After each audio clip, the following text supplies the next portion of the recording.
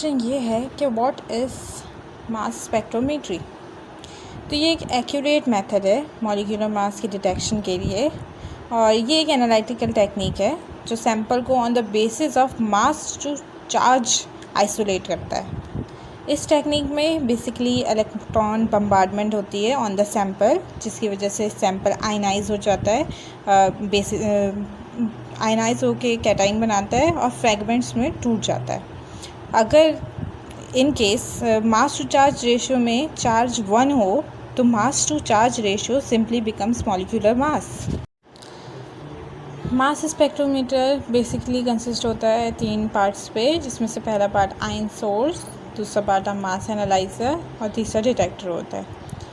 Ion source जो होता है बेसिकली आयनाइज़र होता है, जिसमें ioniser converts a portion of the sample into ions. Ioniser जो होता है हमारे सैंपल्स को आयन में कन्वर्ट करता है। There is a wide variety of ionisation technique depending on the phases कोई से भी हो सकते हैं, solid, liquid, gas of the sample, and the deficiency of various ionisation mechanism for the non species. Second is mass analyzer. The difference in masses of the fragment allows the mass analyzer to sort the ions by their mass to charge ratio. The detector measures the value of an indicator quantity and thus provided data for calculating the abundance of each ions present. Abundance के हिसाब से उसको calculate करता है मास analyser. Some detector also give spatial information like multi-channel plate. और उसके बाद जो है an extraction system removes ions from the sample which are then targeted through the mass analyser and into the detector where it can be detect. In mass spectrometry ions की formation होती है, पर ions सिर्फ एक type की नहीं होती है। There are many types of ion which are form during mass spectrometry, जिसमें से कुछ ये हैं। Number 1 molecular ions. जब बम्बार्डेड इलेक्ट्रॉन की एनर्जी 9 to 15 इलेक्ट्रॉन वोल्ट हो तो मॉलिक्यूलर आइंस की फॉर्मेशन होती है, जिसकी पीक जो होती है पैरेंट पीक कहलाती है। Fragment ions, they are the daughter ions. Rearrangement ions, जिसका origin can be defined. Multiple charge ions, when charge exist on 2 to 3 charges, तो फिर उसे हम मल्टीपल चार्ज आइन कहते हैं। Negative ion is not useful and it is very rare, while isotopic ions, when parent fragment ion give rise to new ion, it is called metastable ion, and isotopic ions are the isotopes formation of ion on the isotope is called isotopic ions. We are using mass spectrometry.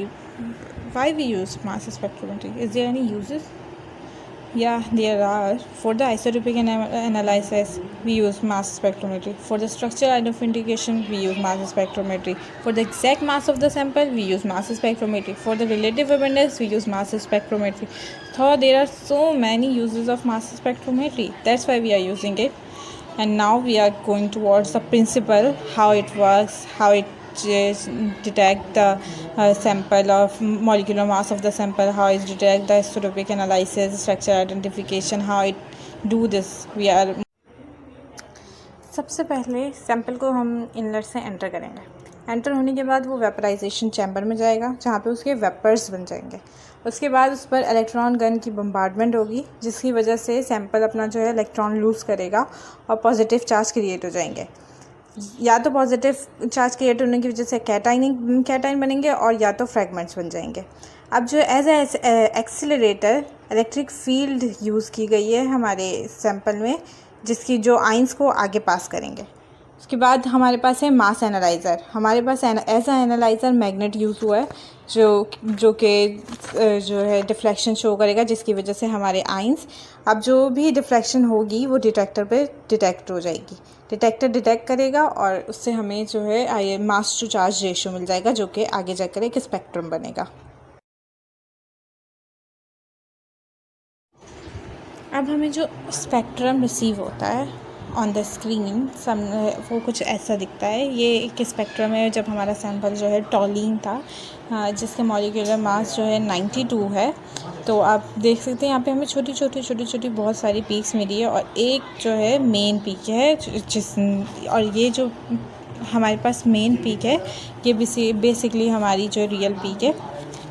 और बाकी सब ये जो छोटी छोटी peaks हैं ये कोई जो है फ्रेगमेंट्स की पीक्स हैं, कुछ आइसोटोप्स की पीक्स हैं। जबकि ये जो हमारी 90 के बाद जो इंटेंस जिसकी रिलेटिव अबेंडेंस सबसे ज़्यादा है, ये हमारी जो है पेरेंट पीक है, जो कि हमारी कैटाइन की वजह से हमें रिसीव हो रही है। जैसे कि टॉलिन में आप देख सकते हैं इसका मॉलिक्यूलर मास तो 92 है, इसीलिए हमें 92 पे रिसीव हो रही है। उसके साथ बाकी छोटी छोटी और भी पीक्स हैं, ये सब जो है हमारी कुछ आइसोटोप्स की हैं, कुछ जो हमारी दूसरी आइंस हैं जैसे कि रीअरेंजमेंट आइंस, फ्रेगमेंट आइन, किसी भी और आइंस की वजह से हमें जो है ये सब रिसीव होती हैं। In the end thank you. और साथ में एक पिक्चर भी अटैच की है जो कि रियल मास स्पेक्ट्रोमीटर की है। Real mass spectrometer in the laboratory कुछ इस तरह का दिखता है। Thank you.